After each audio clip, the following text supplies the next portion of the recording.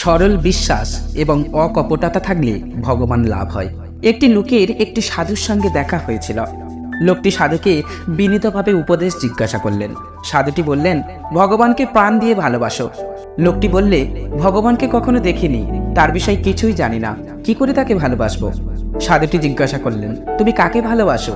লোকটি বললে, আমার কেউ নেই, শুধু একটি মেয়েরা আছে, ওইটিকেই ভালোবাসি। সাধুটি বললেন, তবে ওই মেয়েরার ভিতর নারায়ণ আছে জেনে প্রাণ মন দিয়ে সেবা করবে এবং ভালোবাসবে। এই বলে সাধুটি চলে গেলেন। লোকটি ওই মেয়েরার ভিতর নারায়ণ আছেন বিশ্বাস করে তার প্রাণপণে সেবা করতে আরম্ভ করলেন। সাধুটি বহুদিন পরে সে রাস্তায় ফিরে যাওয়ার সময় লোকটির সন্ধান করে জিজ্ঞাসা করলেন, এখন কেমন আছো? লোকটি প্রণাম করে বললেন, গুরু, আপনার কৃপায় বেশ আছি। মেলার ভিতর মধ্যে মধ্যে এক অপরূপ মূর্তি দেখতে পাই, তার 4 হাত। তাকে দর্শন করে আমি বেশ পরমানন্দেই আছি।